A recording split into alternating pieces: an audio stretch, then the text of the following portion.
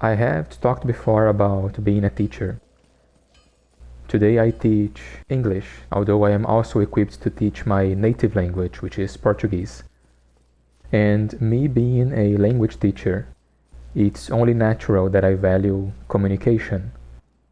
I place great value in having skills such as reading, writing, interpretation.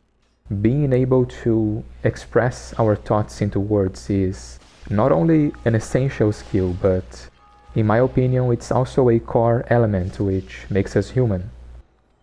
And I often try to impart these values onto other people, onto my students especially. But I also realize that most people, especially people who just play the meta, as I've talked about in another video, will likely scoff at metaphorical or existential arguments such as this one. So I'd like to present some practical reasons as to why I think we should learn how to communicate better. I will give my students as an example. Many of them struggle to learn English, and it's very easy to tell that they struggle not because English itself is difficult for them or because of some specific limitation on their part, but because they clearly struggle with communication in general. You could ask them to briefly summarize the last movie they've watched, and either in writing, in a short text, or just speaking, they will struggle to do that. It's like they not only lack the vocabulary to express themselves on a deeper level, but they lack the basic sentence structure to do that. They don't even know where to begin with. Most of them are pursuing English for practical reasons, a possible promotion or to better their education. Therefore, they all stand to gain from developing skills such as reading, writing, and speaking. Now, it used to be that I would tell you the reason why this happens, the reason why people don't know how to communicate properly, was because they didn't read as often as they should. And I still think this is true to some extent. I still think people should read more often. But today I also think that the problem runs a little bit deeper.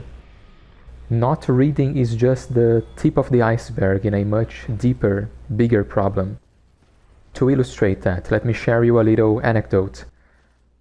As I mentioned earlier, I often try to impart my values to my students, specifically when it comes to reading more often, to communicating better. And I have observed that when trying to encourage people to read more often, I would say 7, maybe 8 times out of 10, I will run into the same answer. People will tell me, specifically adults, mind you, because teenagers and children tend to be more honest in this regard. But adults specifically will tell me that they don't read because they don't have time to read. They wish they had more time to read, but they simply don't. There seems to be this idea that reading is a hobby which consumes more time than other things. Hell, in extreme cases, people seem to think that reading is something you do when you have way too much free time in your hands. There was even this time when I was reading a book, and in the defense of the person who said that to me, I was reading A Song of Ice and Fire, which is a huge book. But I was reading that book in the teacher's room of a school, mind you. I was only an intern at the time. And a teacher walked into the room, looked at me, laughed, and said, "If only I had time to read books that long."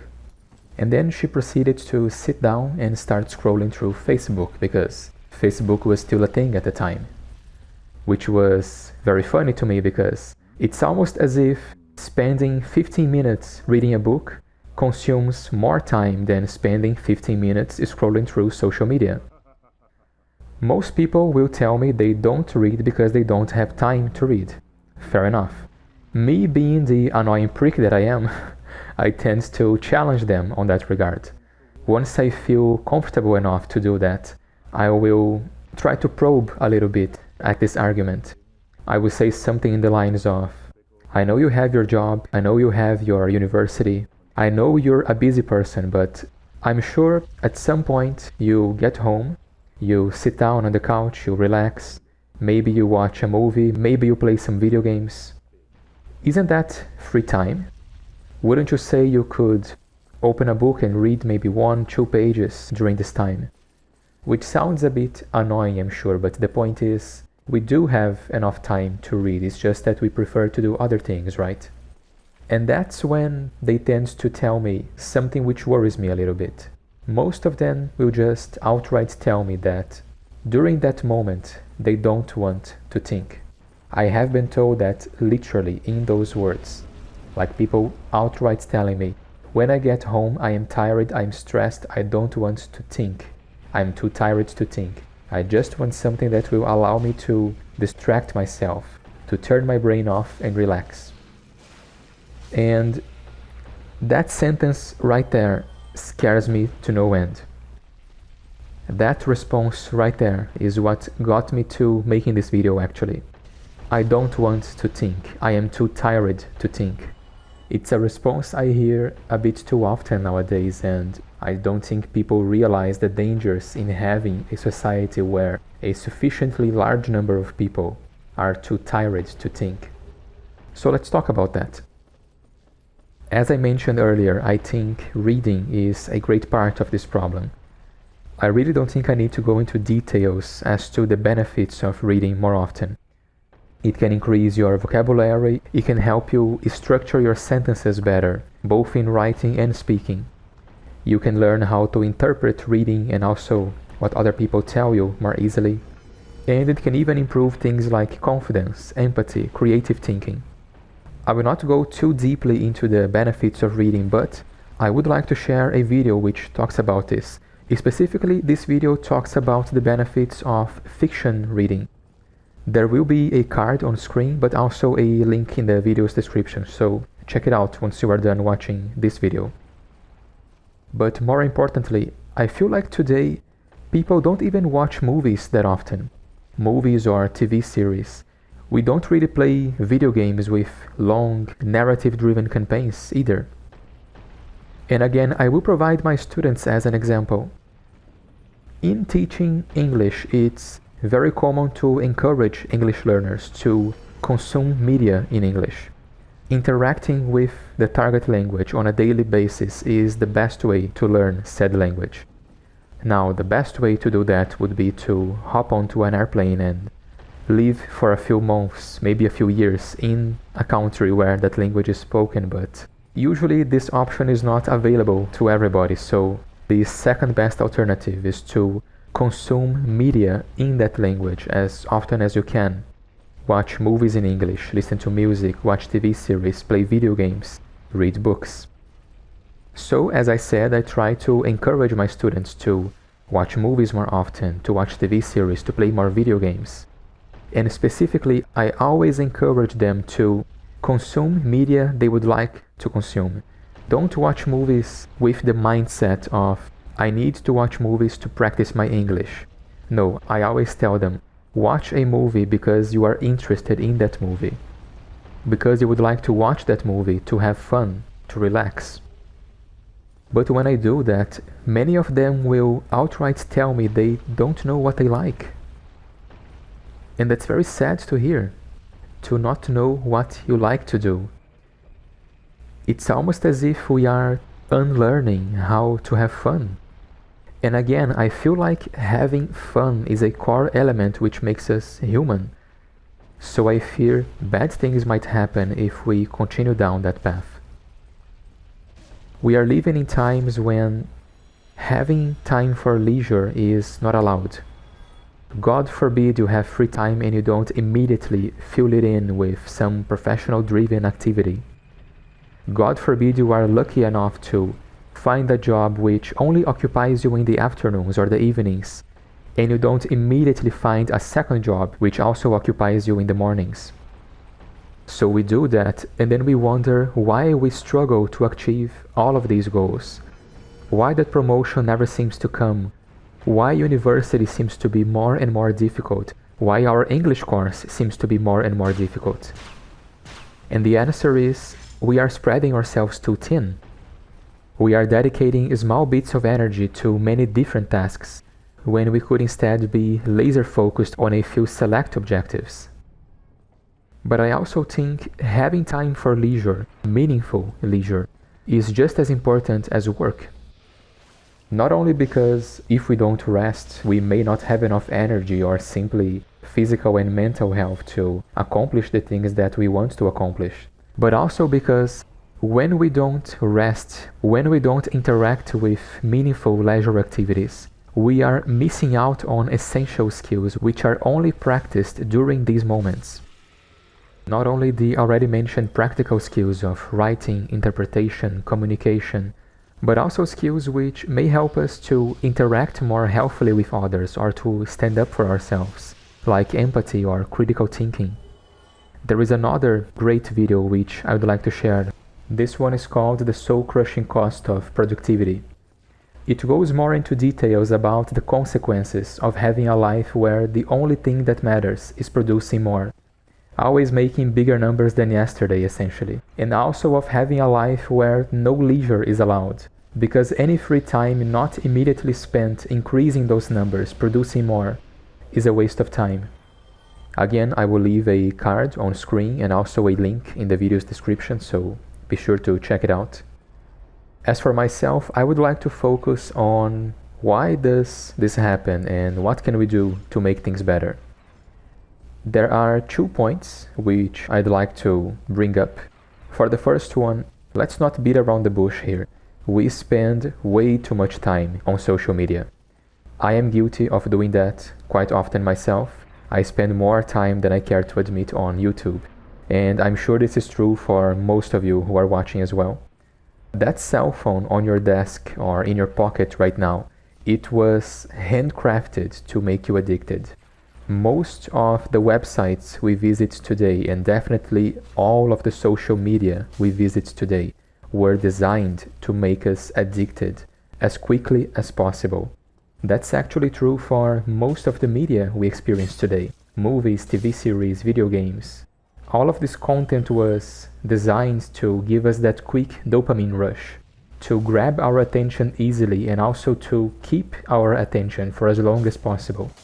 So when we look at the situation from that perspective, the situation is not completely our fault, right? I feel like we are falling prey to very aggressive and sensationalist strategies of getting attention. But still, this is a problem which needs to be solved, so what can we do about it? In that regard, I feel like a little bit of discipline would do as well. What I like to do and what has been working quite well for me lately is I am starting to see meaningful entertainment as a task which needs to be accomplished. I have the habit of making a to-do list. It's a list of all the tasks I need to accomplish on that day. And I have gotten into the habit of writing down things like read or watch another episode of that series as tasks which need to be accomplished, which needs to be done by the end of the day. And it may sound a little bit silly, but the bottom line is we have to remind ourselves and maybe even force ourselves a little bit to spend time with things we enjoy. It's so easy to just pull out your cell phone or to open Instagram or Facebook or Twitter, maybe not Facebook, but to get the idea, when we have a little bit of free time. Even though we want to watch a TV series, we want to read a few pages of a book, we forget to do those things. So writing them down on a to-do list as tasks which need to be done may help you to actually do those things. And the second point is something which was the main topic of one of my previous videos, and that is having a set objective, having something you wish to accomplish in life. Again, I've talked a lot about this in my Meta of Life videos, so I'm not going to repeat myself here, but if you live your life without a clear goal, without a clear objective, it's very easy. I would say it's only natural to fall prey to this loop where you just work most of the time and you study most of your time, and whatever little free time you have, you just don't have the energy or even the will to do the things which used to bring you joy. I think by that point it's only natural to spend all of your free time scrolling mindlessly through Instagram or Twitter, X I should say, but Come on, nobody uses that name. So again, find yourself an objective, find something to work towards too. In the process of making steady progress towards this objective every day, I feel it's easier for us to also find free time to rest every now and then. And before I finish the video, I also realize there is another stupid metaphor that I like to draw here, and I apologize in advance for making you go through another stupid metaphor, but that's how my brain works, I'm sorry.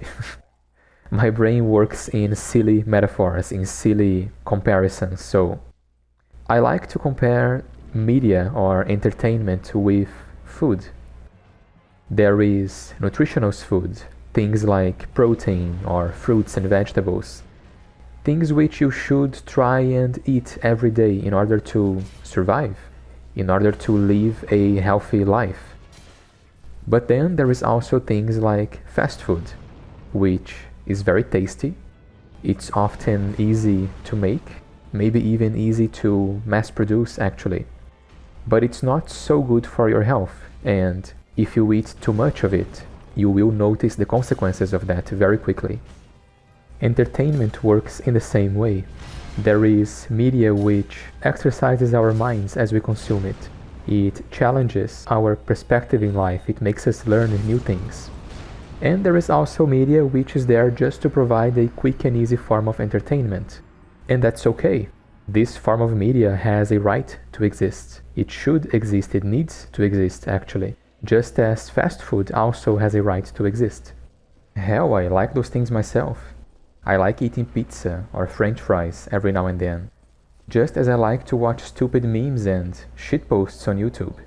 But I also think it's incredibly dangerous to live in a country where the great majority of people survives only on fast food, to the point where they start to actively reject anything that isn't fast food.